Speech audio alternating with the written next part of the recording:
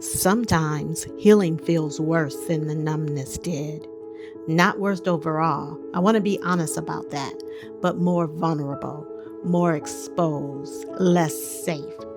And there are mornings I almost wish that wall would come back because at least behind the wall, I didn't feel anything. If you've been doing the work, therapy, prayer, journaling, finally letting yourself cry after years of holding it in, and lately you found yourself thinking, I don't know if I want this back. You're not alone and you're not going backwards. You're at a place a lot of people don't talk about. The place after the wall comes down. Hi, I'm Donna Dunlap, and this is The Raw File. For a long time, I didn't realize there was a wall. That's how walls work. You don't build them on purpose. You build them one disappointment at a time. And one day you wake up and you can't feel anything. And you don't even know how long it's been like that. For me, God started doing something. I don't know if I can fully explain it. My sensitivity started coming back. I could cry again. I could focus when I prayed. I could feel my own life happening to me. And I thought that was the finish line. I thought, this is it. The wall is gone. I'm healed. But that's not what happened. What had happened was the wall came down and I saw something on the other side that I wasn't ready for. I walk past this iron fence all the time on my prayer walks. On the other side of it, the water, the pond, the fountain, the thing I keep walking towards every time because something about the water settles me. Unlike a wall, I can see through a fence, but it can actually make it worse. Here's something I started to understand on these walks. A wall is something you build without you even knowing you're building. A fence is something you choose, post by post, with your eyes wide open. And let me tell you, when my wall came down, I noticed I had a fence post in my hand.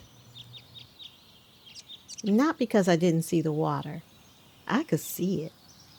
That's the problem with a fence. It doesn't hide what you want. It just keeps you on the wrong side of it. I was picking up fence posts because walking towards the healing waters meant feeling things in the process. And I want to tell you the moment I realized what I was doing, because I think you might have been doing it too. You just haven't called it by name yet. Let me give you a peek at what this looks like. Okay, I know what journaling does for me. I've experienced it working. I felt the relief on the other side of writing those pages. Yet I still don't want to open it because opening my journal means letting the feelings come up. And the cringe of that initial confrontation is real. I know what a prayer walk does for me. I know God meets me out here. I still find reason to stay inside because the walk means letting the silence pull things up to the surface. And I'm not sure I want them at the surface. I know what silence does for me. I know God speaks in it, but I'm still the first one to fill it with a podcast, with a worry, with a list. Because silence means He might say something to me that I'm not ready to hear. He might ask me to do something that I'm not ready to do. Every one of those hesitations is a fence post.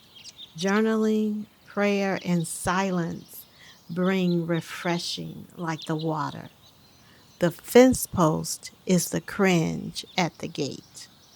Let me tell you what I had to finally admit to myself. Choosing the fence isn't neutral.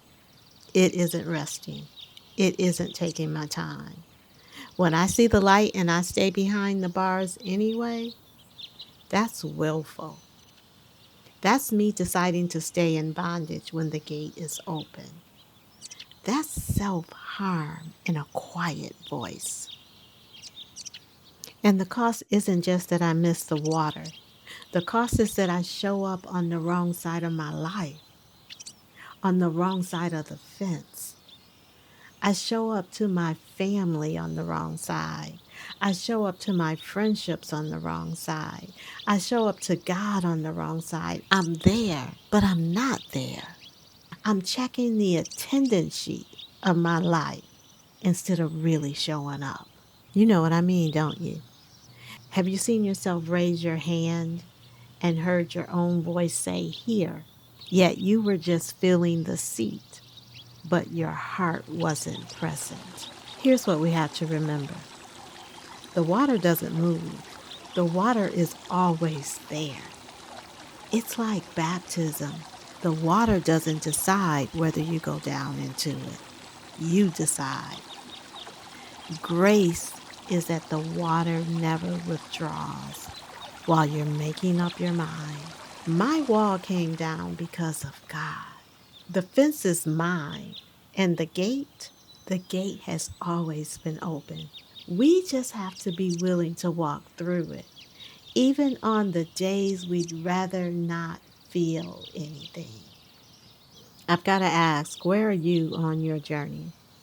Has your wall come down? Are you standing at a fence you didn't realize you built? I just want you to know you're not alone.